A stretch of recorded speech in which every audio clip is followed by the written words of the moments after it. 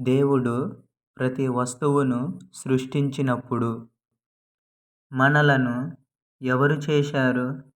Bible గ్రంథము దేవుని యొక్క వాక్యము మానవ జాతి ఎలా ప్రారంభం అయినది చెబుతుంది. పూర్వము దేవుడు అన్నింటికన్నా ముందు మానవుణ్ణి చేసి ఆదాము అని అతనికి పేరు పెట్టెను. దేవుడు భూమి నుంచి మట్టిని తీసి ఆదామును చేసెను. దేవుడు ఆదాములోనికి జీవాత్మను ఊదినప్పుడు అతడు జీవించెను. అతడు ఏదెను అని పిలువబడే అందమైన వనమును కనుగొనెను. దేవుడు ఆదామును చేయకముందు అతడు అందమైన ప్రపంచాన్ని చేసి అద్భుతమైన వస్తువుతో నింపెను. ఒకదాని తరువాత ఒకటి కొండ ప్రాంతాలను మరియు విశాలమైన ప్రదేశమును, సువాసన గలిగిన పూలును మరియు పొడవైన చెట్లును, ఆకాశ ప్రకాశవంతమైన రెక్కలు గల పక్షులను మరియు సందడిగల తేనె తీగలను, పోట్లాడుతూ సందడిగల తిమింగలాలను మరియు జారే నత్తలను చేసెను. నిజానికి దేవుడు ప్రతి దానిని చేసెను గనుక ప్రతిదీ ఉండెను. ఆదియందు ప్రారంభానికి ముందు దేవుడు దేనిని సృజించక మునుపు దేవుడు తప్ప మరేమియూ అక్కడ లేకుండెను. ప్రజలు కాని, స్థలము కాని, వస్తువులు కాని మరేమియూ లేకుండెను. వెలుగైనను చీకటి అయినను లేకుండెను. ఎత్తు ఫలములు లేకుండెను. నిన్న రేపు అను దినములు లేకుండెను. ఆది అంతము లేని దేవుడు ఒక్కడొక్కడే అక్కడ ఉండెను.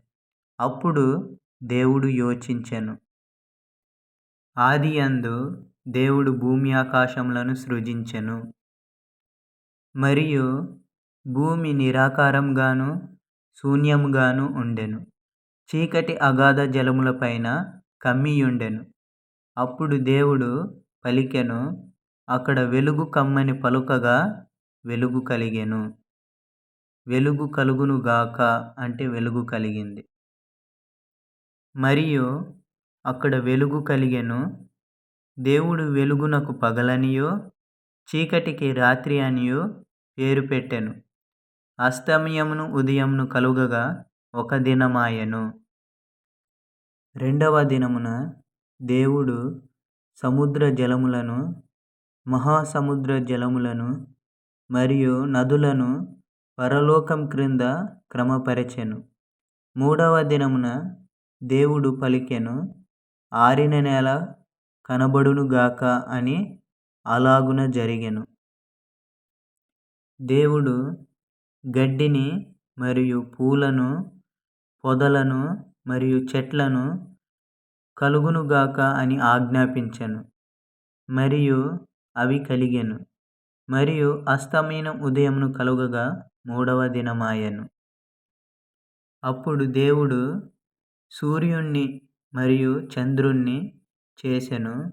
మరియు ఎవరూ లెక్కించలేనన్ని చాలా నక్షత్రములను చేసెను. అస్తమయమును ఉదయమును కలుగగా నాలుగవ దినమాయెను.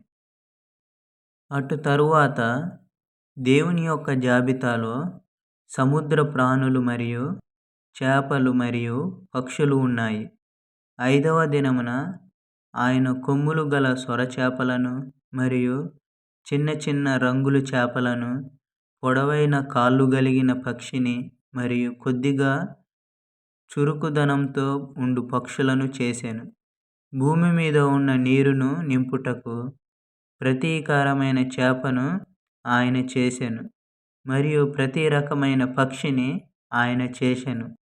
ఇవన్నీ భూమి మీద మరియు సముద్రము మీద ఆకాశం క్రింద సంతోషించుటకు ఆయన చేసెను. మరియు అస్తమయమున ఉదయమున కలుగగా ఐదవ దినమాయెను. అటు తరువాత దేవుడు మళ్ళీ పలికెను.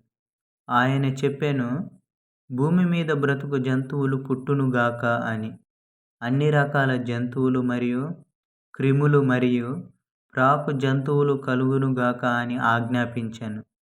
అక్కడ భూమిని వణికించున్నట్లు ఏనుగులను మరియు తీరిక లేకుండా ఉండే ఉభయచరములను, కొంటెకోతులను మరియు వికృతమైన ముషళ్లను, ఒళ్ళు జల్జరించే పురుగులను మరియు మొండి చింపాంజీలను, జిరాఫీలను, గుప్పులను మరియు ఉల్లాసంగా మూలుగే పిల్లులను, అన్ని రకాల జంతువులను ఆ రోజున దేవుడు చేసెను.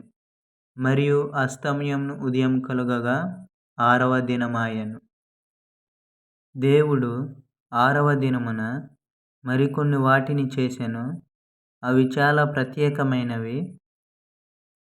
ఇప్పుడు సమస్తమును మనిషి కొరకు సిద్ధమాయెను. పొలములో ఇప్పుడు ఆహారము ఉన్నది. జంతువులు అతనికి సేవ చేయుటకు కలవు. మరియు దేవుడు పలికెను, మన స్వరూపమందు మనుష్యుణ్ణి చేసి ఈ లోకమునకు నాయకునిగా చేసెదము అనుకొని దేవుడు మనిషిని ఆయన స్వరూపమందు సృజించెను. దేవుడు ఆదాముతో చెప్పెను, ఈ తోటలో నీకు ఇష్టమైన దానిని తినవచ్చును, కానీ మంచి చెడులు తెలివినిచ్చు చెట్టు యొక్క ఫలములను తినవద్దు అనెను. నీవు ఆ చెట్టు ఫలములను తినిన ఎడల ఖచ్చితంగా మరణించెదవు. మరియు ప్రభువైన దేవుడు చెప్పెను, ఆ నరుడు ఒంటరిగా ఉండుట మంచిది కాదు అని. అతనికి నేను ఒక సాటి అయిన సహాయమును చేసేదను. దేవుడు అన్ని జంతువులను, పక్షులను ఆదాము యొద్దకు రప్పించెను. వాటికి ఆదాము పేర్లు పెట్టెను. ఈ అప్పగింపబడిన పనిని బహుశా చాలా తెలివిగా చేసెను. అయినను ఆదామునకు సాటి అయిన సహాయం లేకపోయెను. గాఢ నిద్రలో ఉన్న ఆదాము ప్రక్కటెముకలో ఒక దానిని తీసి దేవుడు ఒక స్త్రీని ఆదాము ఎముక నుంచి చేసెను. దేవుడు చేసిన ఆ స్త్రీ ఆదాము కొరకు ఖచ్చితంగా సరైన భాగస్వామి. దేవుడు 6 దినములో ప్రతి దానిని చేసెను. తరువాత దేవుడు 7వ దినమున ఆశీర్వదించి మరియు విశ్రాంతి దినముగా చేసెను. ఏదెను తోటలో ఆదాము మరియు అతని భార్య హవ్వ దేవునికి లోబడుటలో పరిపూర్ణమైన సంతోషమును కలిగియున్నారు. దేవుడు వారికి ప్రభువుగాను, అన్నీ ఇచ్చేవాడుగాను, స్నేహితుడుగాను ఉండెను. దేవుడు ప్రతి వస్తువుని సృష్టించినప్పుడు దేవుని యొక్క వాక్యం నుండి ఒక కథ, బైబిల్ గ్రంథం దీనిలో కనబడుతుంది. ఆదికాండం 1-2 అధ్యాయాలు. మనకు కంఠస్థ వాక్యము కీర్తనలు 119, 130 వచనం. మీ యొక్క పదప్రవేశము కాంతిని ఇస్తుంది.